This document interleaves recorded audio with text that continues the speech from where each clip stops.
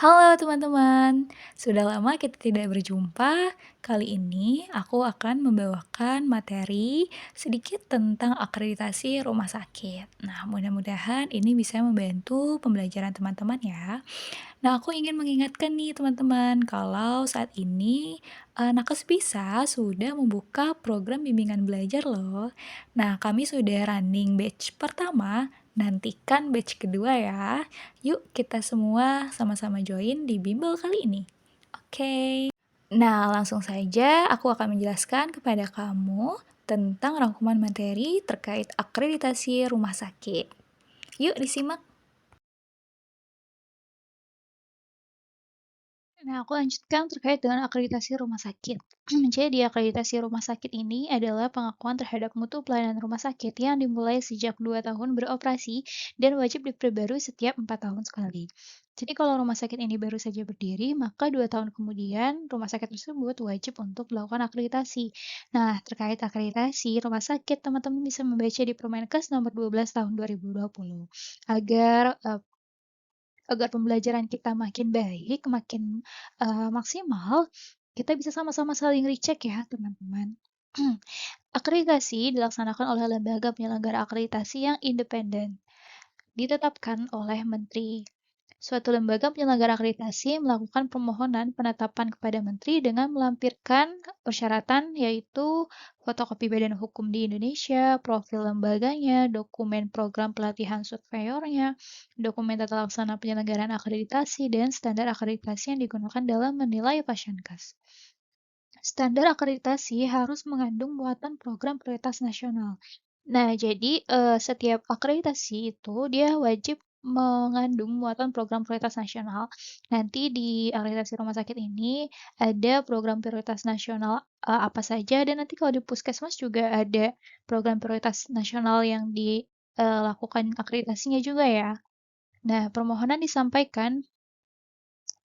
dari lembaga penyelenggara akreditasi ini melakukan permohonan penetapan kepada Menteri. Nah, penetapan kepada Menteri itu kemudian permohonannya disampaikan melalui Dirjen ya teman-teman untuk dilakukan verifikasi terlebih dahulu. Jika sudah terpenuhi, akan diberikan surat rekomendasi paling lama 7 hari sejak selesai diverifikasi.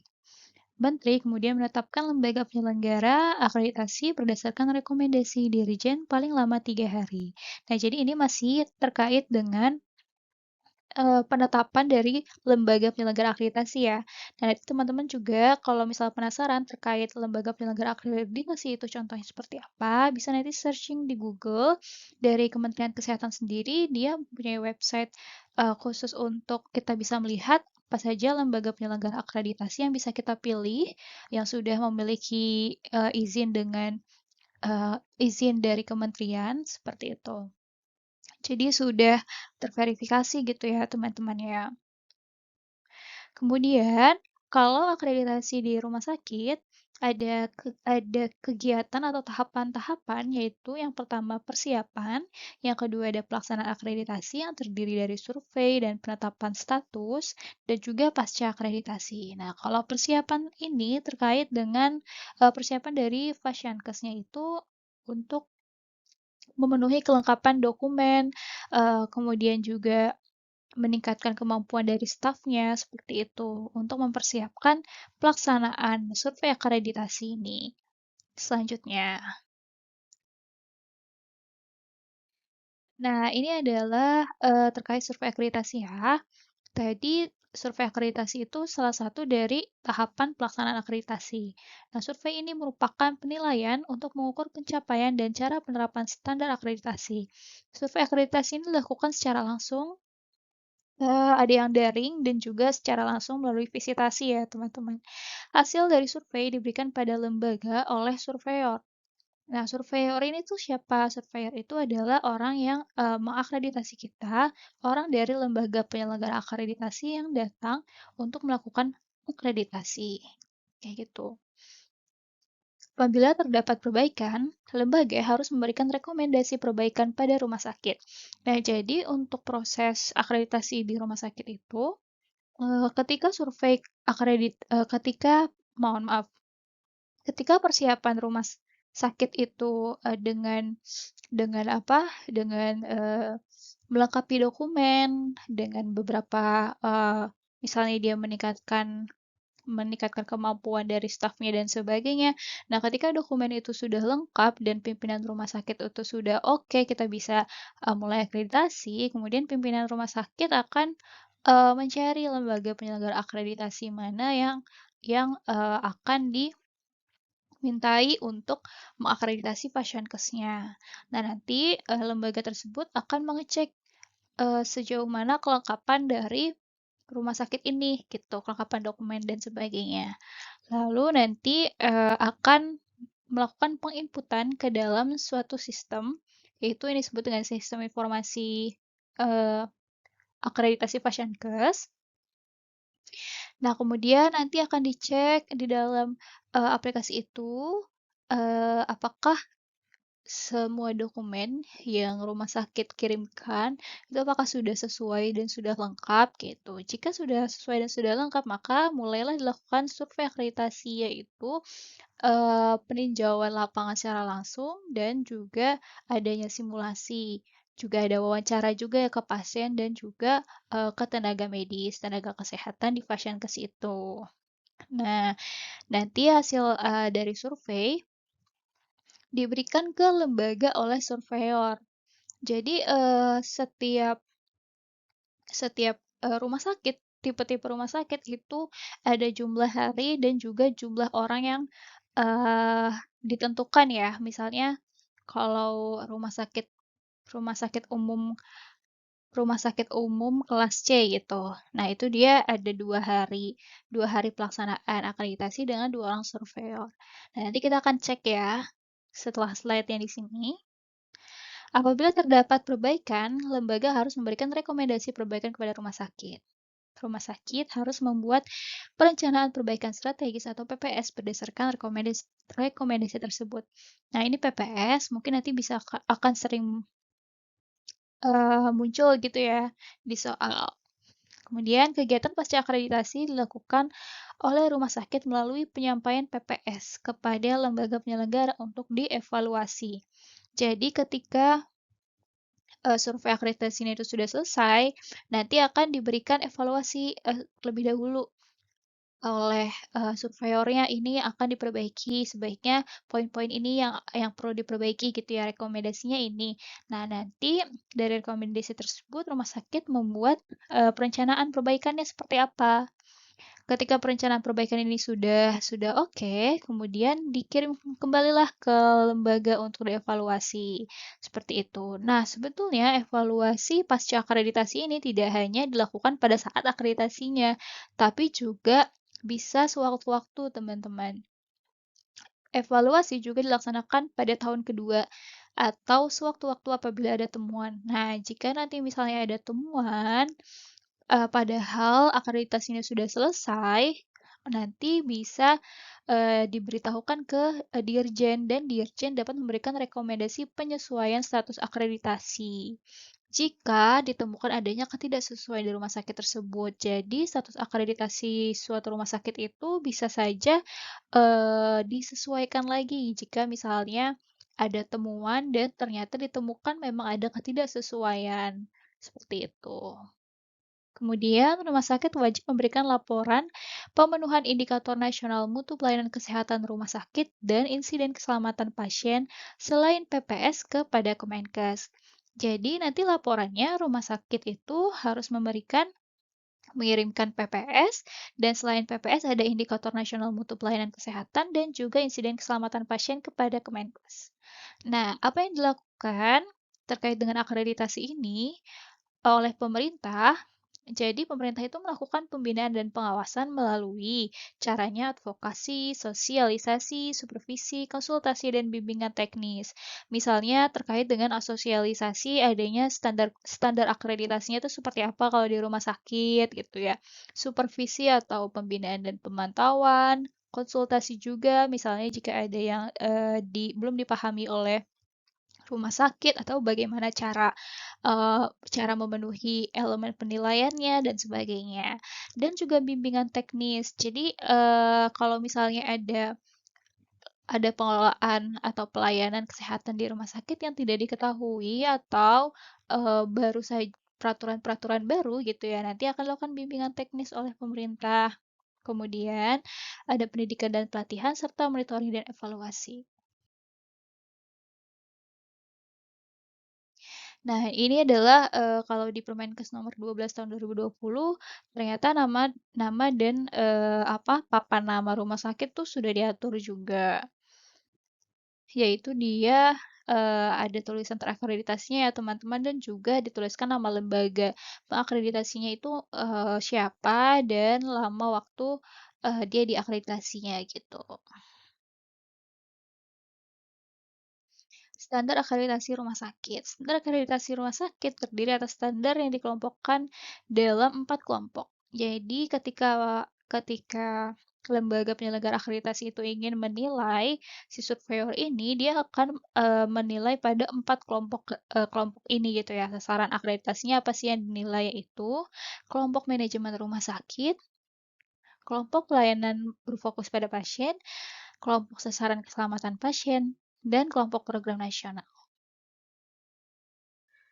Kemudian kegiatan persiapan akreditasi antara lain pemenuhan kelengkapan dokumen pelayanan dan perizinan, peningkatan kompetensi staf melalui pelatihan, dan kesiapan fasilitas pelayanan kesehatan sesuai dengan peraturan perundang-undangan.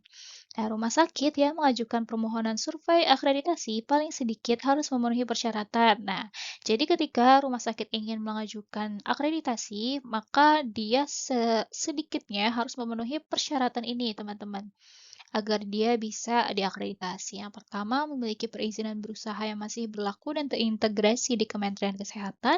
Kepala atau Direktur RS harus seorang tenaga medis yang mempunyai kemampuan dan keahlian di bidang rumah sakitan, memiliki izin pengelolaan limbah cair atau IPLC yang masih berlaku, memiliki kerjasama dengan pihak ketiga yang mempunyai izin sebagai pengolah dan atau sebagai transporter limbah B3. Seluruh tenaga medis memiliki STR dan SIP yang masih berlaku, bersedia melaksanakan kewajiban dalam meningkatkan mutu dan keselamatan pasien, pemenuhan sarana prasarana dan alat kesehatan minimal 60% berdasarkan aspek dan telah tervalidasi 100% oleh Kemenkes. Nah, ini kalau untuk yang poin E itu adalah seluruh tenaga medis yang melakukan pelayanan langsung kepada pasien ya teman-teman. Jika misalnya seperti kita, tenaga kesehatan adminkes yang tidak langsung berhubungan dengan pasien itu tidak wajib SIP. Kemudian, yang poin terakhir, sarana prasarana dan alat kesehatan, itu, yang masuk ke dalam ASPAK. ASPAK ini adalah sistem pencatatan alat kesehatan dan juga sarana prasarana yang ada di Fasyankes gitu. Nah, setiap Fasyankes itu memiliki alat kesehatan dan sarana prasarana kesehatan dengan standarnya masing-masing. Jadi misalnya kalau di puskesmas minimal harus ada alat ini, di rumah sakit harus minimal ada alat ini, seperti itu. Nah, minimal rumah sakit itu, nilainya adalah 60%, artinya sudah memenuhi 60% dari standar standar fasilitas gitu ya, standar fasilitas yang sudah ditetapkan. Nah, ini masuk ke dalam sistem yang namanya ASPAK, dan ASPAK ini langsung terintegrasi dengan Kemenkes. Jadi ketika Fashiankes itu menginput, nanti dia akan dilakukan validasi oleh Kemenkes gitu, dan harus 100% sudah divalidasi. Masih dengan standar akreditasi rumah sakit ya teman-teman. Nanti teman-teman bisa cek di KMK 1128 tahun 2022. Tahapan pelaksanaan pelayanan akreditasi adalah sebagai berikut. Yang pertama, persiapan dan penjelasan survei. Lembaga penyelenggara akreditasi menyampaikan seluruh rangkaian kegiatan akreditasi.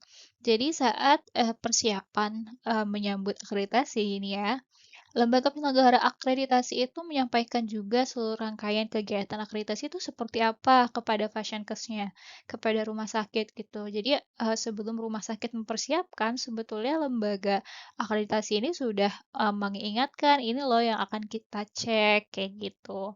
"Ini loh yang akan kita lihat dan kita telusuri." Seperti itu. Nah, kemudian, rumah sakit nanti akan melakukan persiapan untuk, persiapkan dokumen dan juga, berbagai hal lainnya gitu ya. Kemudian yang kedua, penyampaian dan pemeriksaan dokumen. Nah, nanti ketika rumah sakit sudah siap, sudah mempersiapkan gitu ya, RS menyampaikan dokumen tersebut kepada lembaga melalui sistem informasi yang telah disediakan. Kemudian lembaga melakukan evaluasi dan analisis dokumen serta melakukan klarifikasi kepada rumah sakit. Jadi meskipun rumah sakit sudah siap dengan data-datanya, kemudian sudah menginput ke dalam sistem yang diberikan, tidak serta-merta langsung di-approve gitu ya teman-teman, tapi akan dilakukan evaluasi dan dianalisis dulu jika misalnya ada yang kurang atau eh, jika ada yang perlu diperbaiki, nanti akan dilakukan klarifikasi oleh klarifikasi kepada rumah sakit. Nah, jika poin penyampaian dan pemeriksaan dokumen ini sudah selesai, maka nanti dari lembaga penyelenggara akreditasi ini dia akan datang ke rumah sakit untuk melakukan telusur dan kunjungan lapangan. Nah, tujuan dari telusur dan kunjungan lapangan ini adalah mengetahui apakah dari pemeriksaan dokumen sebelumnya yang diberikan secara daring melalui sistem informasi itu sesuai dengan kenyataannya di lapangan, gitu ya. Nah, surveyor akan melakukan observasi, wawancara staf dan pasien, keluarga, dan pengunjung, serta melakukan simulasi. Seperti simulasi adanya kebakaran, kayak gitu misalnya. Nah, bagaimana nanti semua staf di rumah sakit tersebut tuh betul-betul memahami gitu bagaimana alur alur evakuasinya dan sebagainya. Nanti akan dilihat nih oleh surveyornya gitu. Kemudian, jika telusur dan kunjungan lapangan ini sudah selesai, akan dilakukan penilaian. Nah, selanjutnya ini yang tadi aku bilang ya, teman-teman. Jadi, setiap jenis klasifikasi rumah sakit itu, dia punya beda jumlah hari dan beda surveyor juga gitu ya. Kalau RS umum kelas A, itu akreditasinya dilakukan 3 hari, dan jumlah surveyornya ada 4. Kalau kelas B, jumlah harinya ada 2 hari, dengan jumlah surveyornya ada 3. Kelas C dan D sama ya, jumlah harinya 2 dan jumlah surveyornya ada 2. Gitu. Nah, kita lanjut ke sini ya.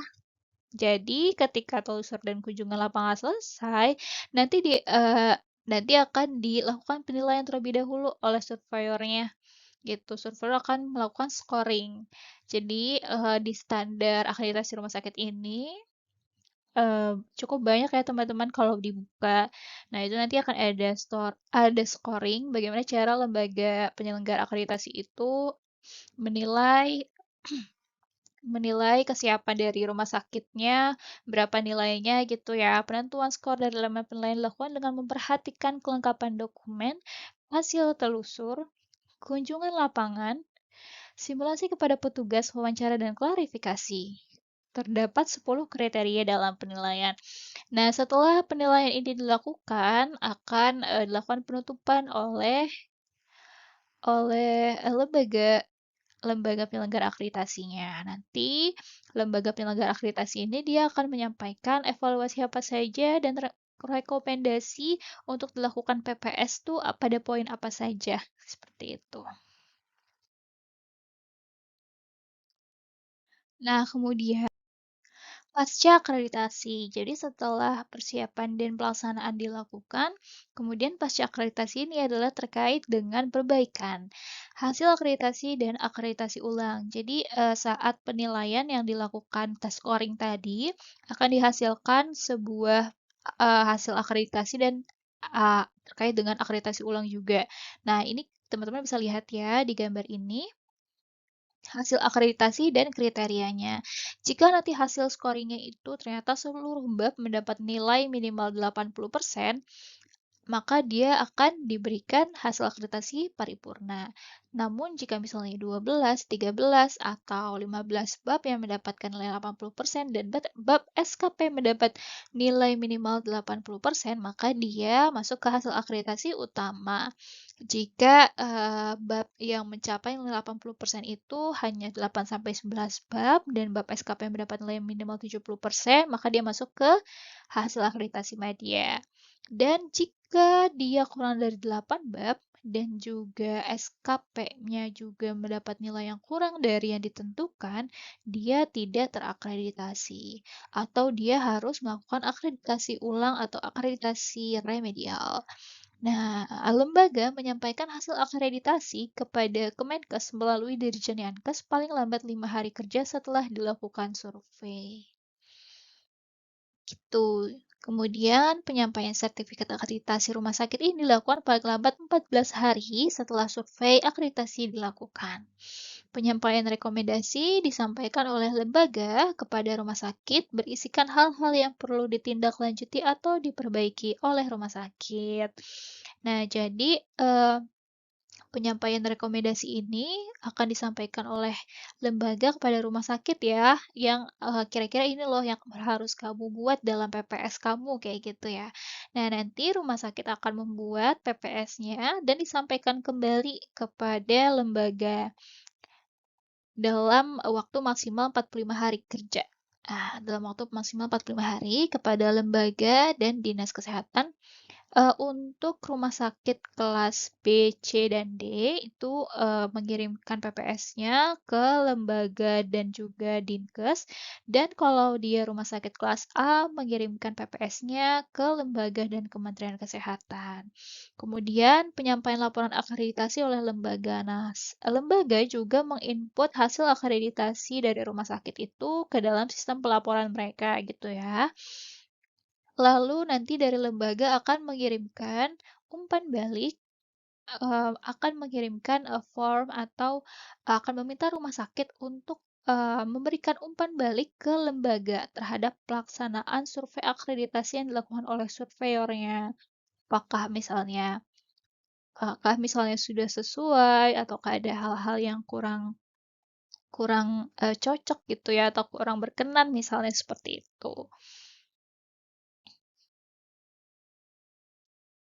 Nah, ini adalah beberapa standar akreditasi yang tadi kita sebutkan ya. Kelompok, nah yang kalau yang ini mohon maaf ya teman-teman, nanti akan aku perbaiki terlebih dahulu. Untuk kelompok yang pertama itu adalah kelompok manajemen rumah sakit ya, yang terdiri atas tata kelola, kualifikasi, manajemen fasilitas dan keselamatan, peningkatan mutu dan keselamatan pasien, manajemen rekam medik dan informasi kesehatan, pencegahan peningkatan mutu dan keselamatan pasien, pencegahan pengendalian infeksi atau PPI.